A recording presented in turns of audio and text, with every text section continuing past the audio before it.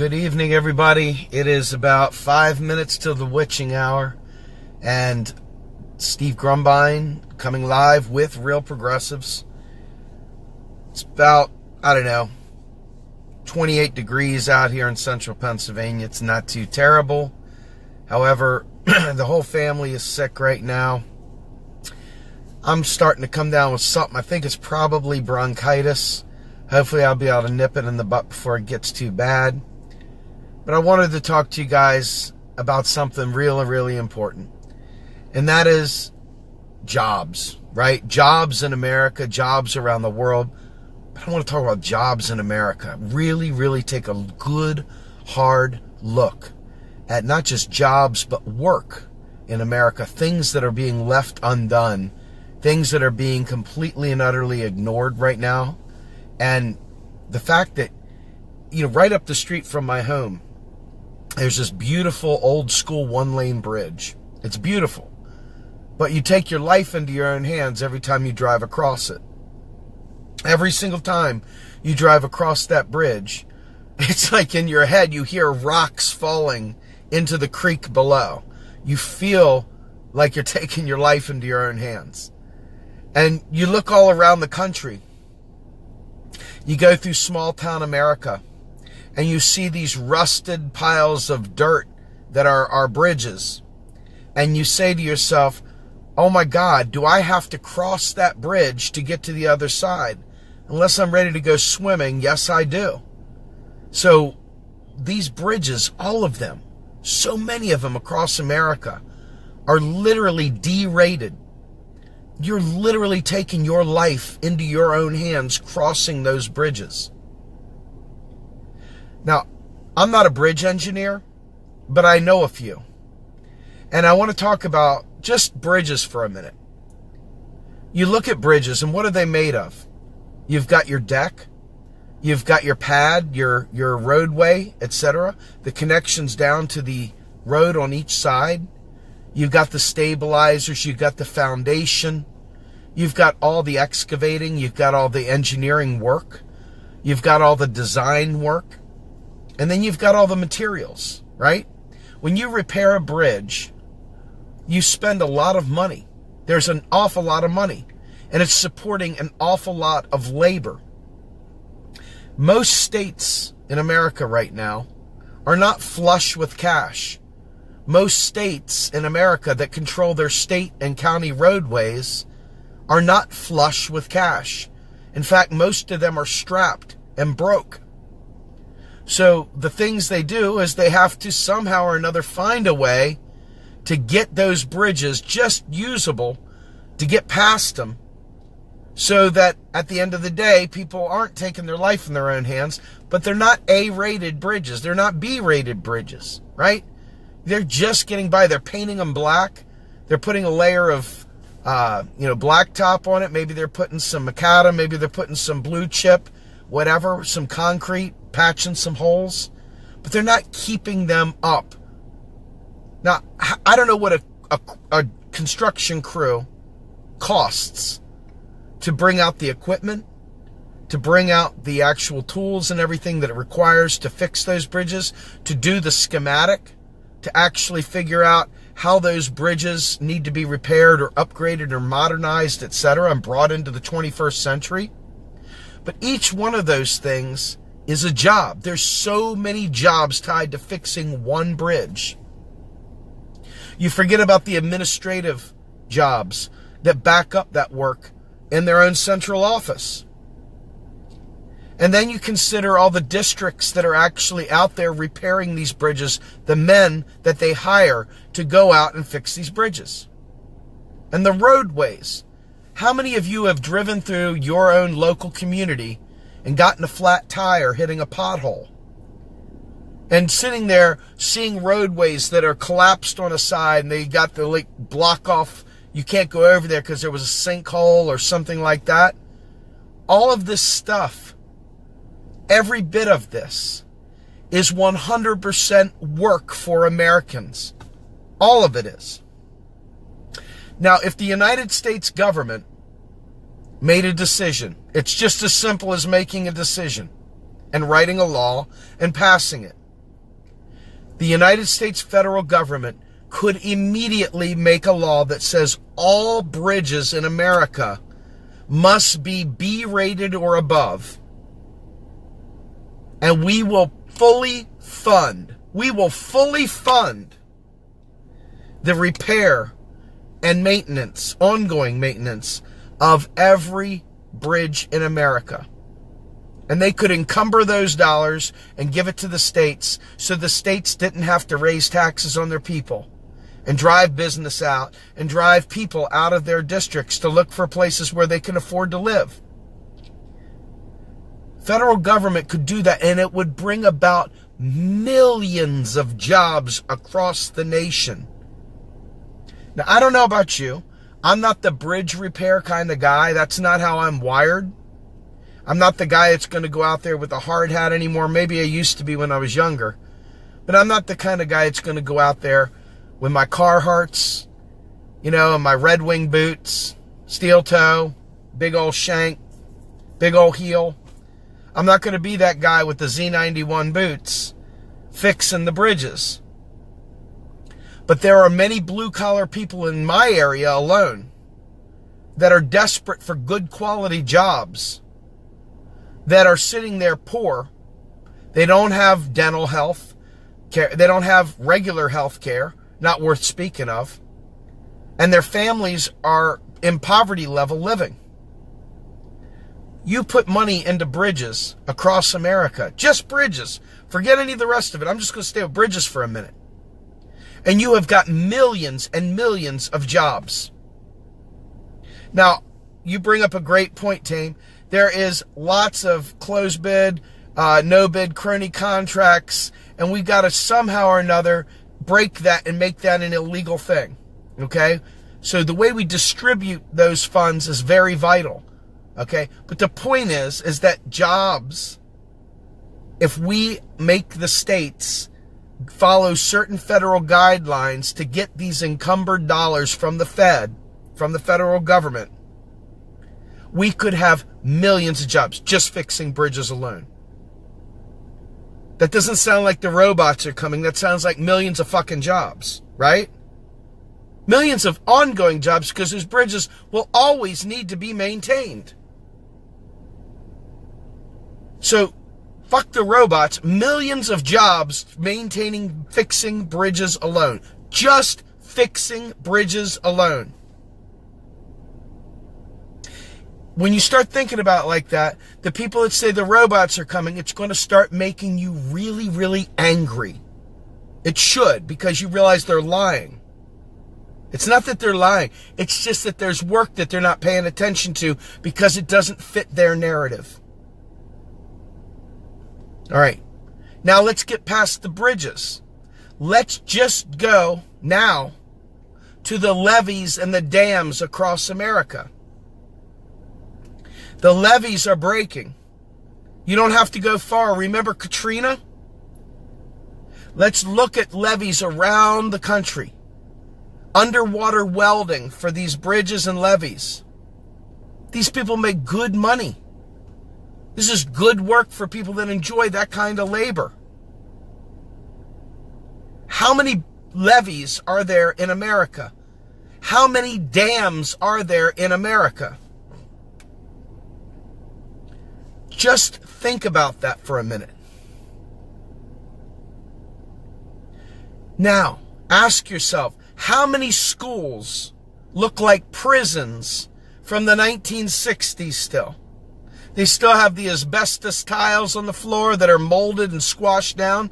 How many schools in America look like a freaking prison? How many schools look like prisons that are not equipped to handle teaching kids in the 21st century, from the elementary school level to the middle school level and to the high school level and beyond? How many of them look like you could get a bomb shelter from 1945? How many of them look like that? I can tell you a huge amount of schools are ill-equipped to teach our kids just based on the infrastructure of the school itself. You walk in the school and you see there's asbestos tiles all over the floor, and you see the friggin' 1950s lockers still, and you see that they don't have any real internet service. You see they have no means of getting skills and using technology of today to teach those kids. They're still breaking out old books that are all ratcheted up. How many jobs could we have in America by simply renovating and modernizing every school in America? Think about that. Now, the states themselves are cash-strapped. I say again, the states are cash-strapped because our federal government has reduced federal spending, because a lot of really, really innocent yet very dumb people have pushed to reduce the deficit. Okay? A lot of very kind but very dumb people have wished to reduce the deficit. And so because they've reduced the deficit, they have literally created a deficit for all of the states. The pension plans are drying up. They're friggin' pension, they're dying. You got all these situations where we've got a scarcity of paper. But every one of those schools could be completely, we could drop them, burn them, and build them right back up, brand new, fresh, and there would be millions of jobs across America rebuilding our crumbling schools. Start there. Next time you hear someone talk about automation, tell them, I'd like my kids to go to a school capable of building a fucking robot. Stop telling me about goddamn robots. Start getting me a goddamn job. Okay? You start thinking about it through a human being, a smart person's mindset. And you start realizing millions of jobs to repair every school in America. Now you start looking at all the other federal buildings and the other state buildings, and you look at the other medical facilities, and you look at the VA, and you look at all these things, and you say, my God, if we just modernize these things, we would have many more millions of jobs. But what about those immigrants, my friends? What about the immigrants? They're taking our jobs. All the jobs went overseas. Liar. You see what I'm saying? Liar. Effing liars. The jobs didn't go overseas. The jobs that we no longer need to do went somewhere else. The jobs we need to do are not being done. Stop trying to pull back, twisting the ties on a Hershey Kiss so you can have your factory work. And start rebuilding our schools. Start rebuilding our bridges. Start rebuilding the dams. Start rebuilding the levees. Start fixing the ocean walls. I mean, we have got so much work that is not being done, but there are people talking about robots. What the hell is wrong with you? Are you daft? Are you daft? Folks, the politicians need to hear it from you that there is work out there. Now, let me ask you yet again another question. How many of you know people that are going broke or getting a second job just to afford daycare? Just to afford daycare. How many of you know people that are going broke trying to get daycare? Just to get their kids to a decent daycare. How many daycares do we actually need in America, given the fact that we've made all households be 2-income households? 3-income households. Remember all the Mitt Romney, well, my mom worked 74 jobs and she ate from a friggin' tin can under a friggin' candlelit fire. Fuck you. Carried a bag of ice 50 flights of stairs and bare feet on broken glass. You know all this stuff?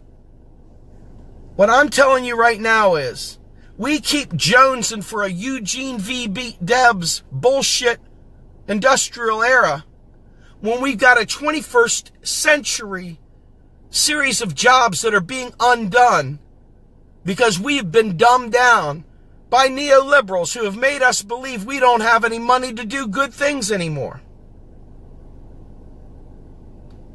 Now, I gotta tell you, I got the people on the right wing telling me I sound like a fucking communist, and I've got these vote blue sycophants that are troll burgers that don't know anything about anything, but they hang in little groups and they cut people down.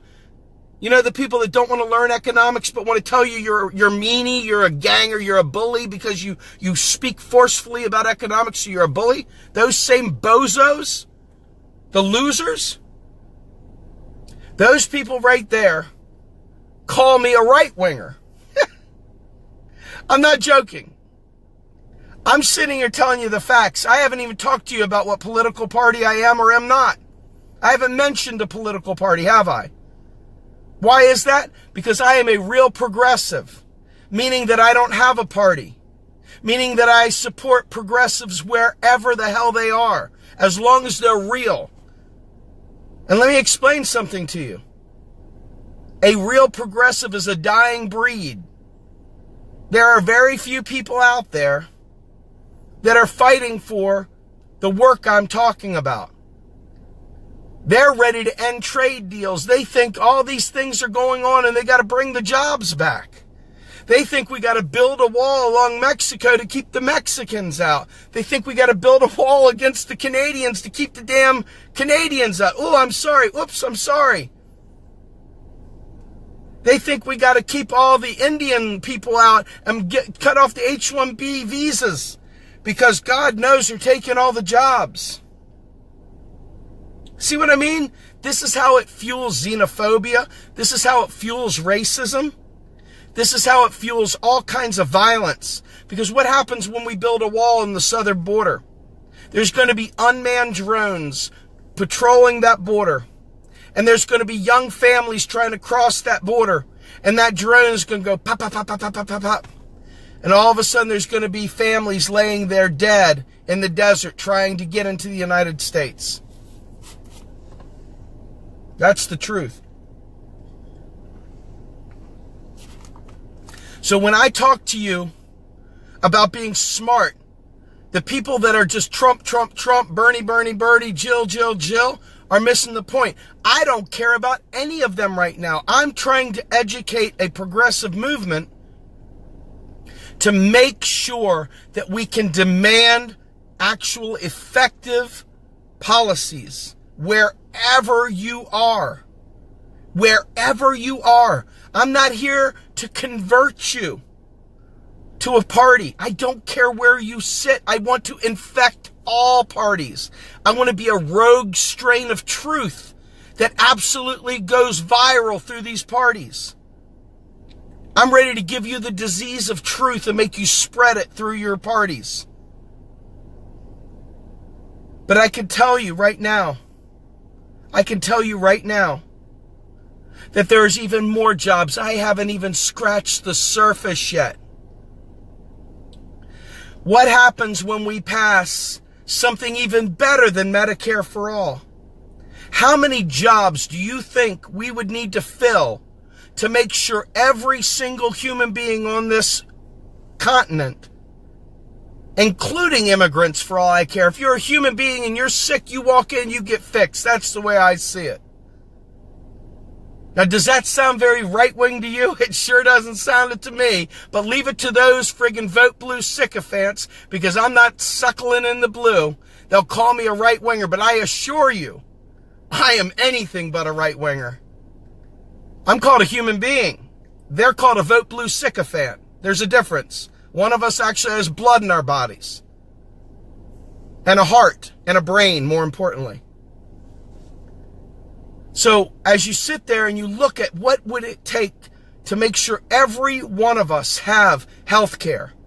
Real health care. Forget Medicare for all even. That would be a great start. But let's just dream for a minute. How many orderlies do you think a hospital needs? How many nurses do you think a hospital needs? How many x-ray techs do you think a hospital needs? How many phlebotomists do you think a hospital needs? How many surgeons do you think a hospital needs? How many pharmacists do you think? How many anestheticians do you think a hospital needs?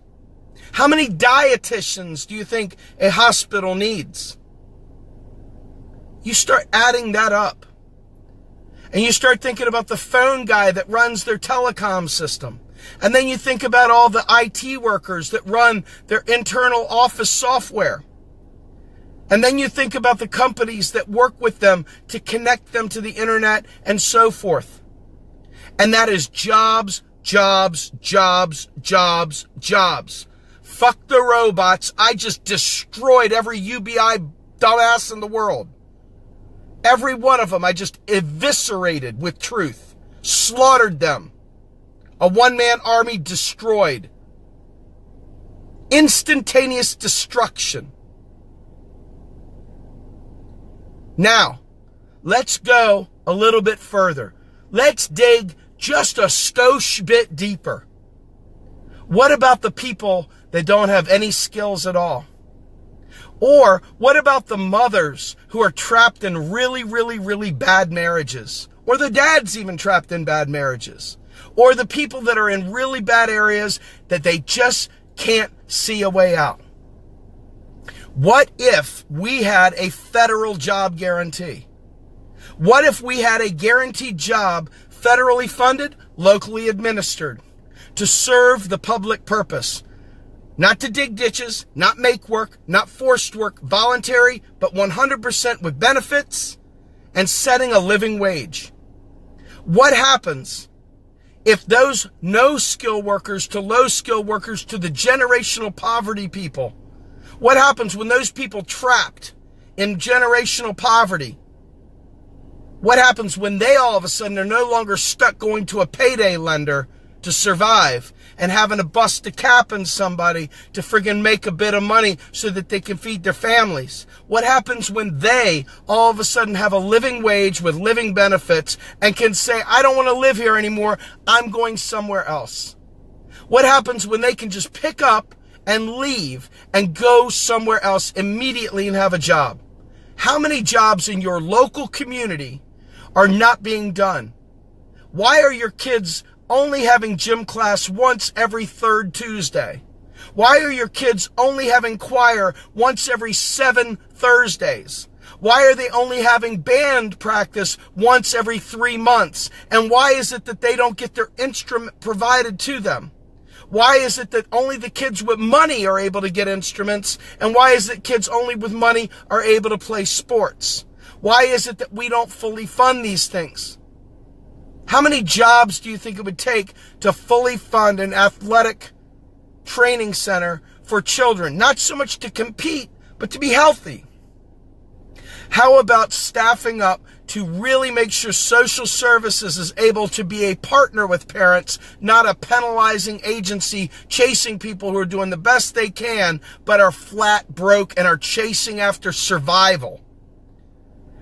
We can fix this, man. And it doesn't require fucking robots. It doesn't have anything to do with robots. It's real work that is being left undone in America right now. And it doesn't require us bringing the jobs back from China or wherever. We don't need to bring back all the fucking manufacturing jobs. We have so much work not being done in this country right now. We scrapped our space program, friends. Our space program hasn't done anything significant. We have literally gutted our space program. We could have green energy. Let's talk about green energy for a minute. We say we have an environmental crisis on the horizon. We have hit an event horizon for our environment. And the only thing that will stop it is a direct change to green energy to slow our fossil fuel consumption and to get rid of digging it out of the ground, right? Let's just say that's true, because damn it, it is. How many jobs do you think would be born into existence helping get green energy off the ground and investing in research and development.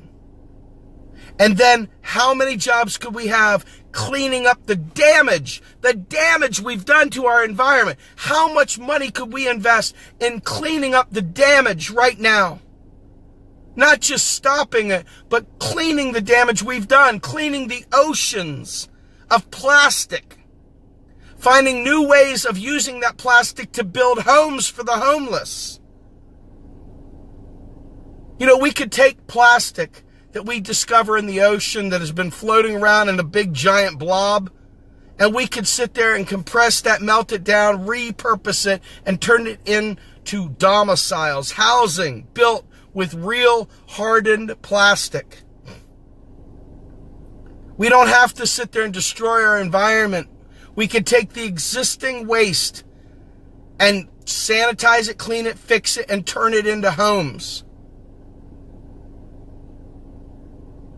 All these things are 100% possible, and they may very well be possible without raising any taxes whatsoever, because our nation creates its own money. When I tell you that and I hear somebody say, what about inflation? I just want to go full Denzel Washington on them. I want to go Training Day on them, Ethan Hawke. I mean, seriously, when I hear someone raise the word inflation, I want to go ahead and pull the curtain in the shower and be the guy with the sawed off. I get so angry when I hear people allow other people to die over the words inflation. When I hear the moron class talk about inflation, and they're willing to not talk about life and death, but they want to talk inflation, which, by the way, is a nothing burger, right? Because we got more than enough resources to back up the spending. We got more than enough underemployed and unemployed people to fill up a robust economy. So when they say inflation, whose inflation are you talking about, my friends? You mean you might be diminishing some wealth at the top end? You mean the guys that have trillions of dollars, billions of dollars, you mean it might be diminishing their buying power? No, we need to get the people, the regular people, taken care of. And the jobs are there if we have the willpower to not allow a single soul to talk about bringing the jobs back. Not allow one person to say it. Bring the jobs back? No, let's serve the public purpose. We have so much work to do in this nation that is being undone. So much that bringing the jobs back is irrelevant. They're not coming back. We have an opportunity, my friends. Will you take it? Are you going to take it? Are you going to push your favorite candidate to spend on infrastructure and to spend on the public purpose for Medicare for all, for free college for all, for green energy yesterday? Think about it. You want to do away with the war machine? Watch what happens when you have a federal job guarantee that isn't the military. Wait till you have free college so you don't have to trade your life or your kid's life for the GI Bill. Wait until you see what it's like for people to be able to make a choice to learn the arts instead of worrying about whether they have to learn the sciences. Wait until you start seeing the humanities and art come back to the world again. And it not just be this neoliberal hell where we feel miserable and hate ourselves. Wait. And when you say, how do we fight greed? You fight it the way I'm doing it right now. You talk to people. You don't sit there and be the one that cuts the legs out from people. You start painting a picture that's different than the one you've heard before. You stop going along to get along. You take the punches from the vote blue sycophants that call you a right-winger because they're too fucking stupid to know that you're talking about a beautiful future that is anything but right-wing. You're talking about really, really enabling the public purpose for the people. For the people, for the ones that are fighting, the 99%. We're not talking about the wealthy here. We're not talking about trickle down. We're talking about providing real jobs for real Americans through federal spending directly on the people. And you know what's beautiful about a federal contract? I don't know if you realize this or not. But if I am an 8A, and 8A is a small, disenfranchised, minority-owned, veteran-owned, disabled-owned company. An 8A can oftentimes partner with a major corporation for 8A set-asides. Well, an 8A has to get 51% of the profit from that contract. The major corporation, the sub, can only get 49 at the most, 49%. You can choose to make the laws for the hiring of these contracting firms represent racial diversity, gender diversity, age diversity, a plethora of things you can encumber those dollars to ensure that the right people, that the workers get a certain portion of the money, that it can't just go to the corporation, it's got to go to the people too. You can do that, but you must demand that. Stop sitting back eating bonbons, watching Oprah, and listening to Dr. Phil, and start calling your representatives. Start making demands. Start collaborating. Start making demands. Forget your party. Your party is only going to do what your party's going to do. Your party is not going to listen to you. I'm not lying. You need to put pressure on your parties from the outside as well. You can't just expect your parties to suddenly listen, because there are people that have been in your party for many years that are now powerful. They're the deep state of your party. And they are not going to give up power inside their party. This is their country club. I don't care if you're green. I don't care if you're blue. I don't care if you're red. You've got people that have been there forever, and they think it's their right to tell you how it's going to be. And they are not going to listen to you come hell or high water. They will stack the deck. They'll change the rules. The committee will vote. They will say no to your ideas. It's going to require a mass movement that is not party specific, that will tell these people, we know what the hell we're talking about, and we're here to take your job. We're here to wreck you. We're here to work with you, or we're here to wreck you. Either one. But you will bend your will to our collective will. You will not pull your crony party politics bullshit on us anymore. We will not be prey to your bullshit. And that's why it's important to have a non-party party, if you will, that literally creates a new America behind the scenes, a shadow America that makes them understand this is the culture we want. And we will not accept anything less than this. That is what real progressives is all about.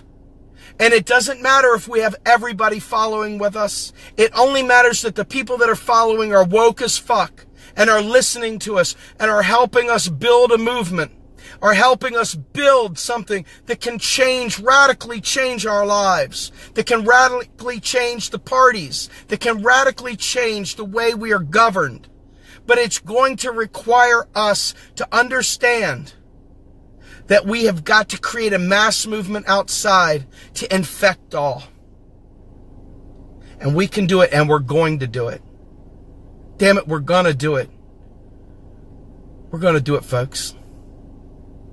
And we need your help. We need your help either by volunteering or donating. But we're going to need your help. You keep forwarding our posts. You keep sharing our stuff. Keep inviting people to like the page. Keep inviting people to our YouTube channel. Keep inviting them to Twitter. Folks, we are going to change the world. I promise you we are. Because I won't give up, and I know you won't either. I'm Steve Grumbine with Real Progressive, signing off for the evening. Tomorrow night, you got Joe Firestone. And then Sunday night, brothers and sisters, you got Stevie Boy with Randall Ray. Randall Ray, almost a year ago today, joined me. And here's the best part, folks. I told you I had a special guest coming up soon. Told you I had a special guest coming up soon. February 18th, I will have Stephanie Kelton and Bill Mitchell on the show with me together. Stephanie Kelton and Bill Mitchell at one time with me on Real Progressives together, talking about real stuff, folks. You're not getting that in the Mean Girls Club and the Mean Boys Club over there. You're getting that right here, the straight dope that changed the freaking world. That's what we're all about, and you guys keep helping us. You keep volunteering, you keep donating. We're going to change the world. Y'all have a good night. I'm out.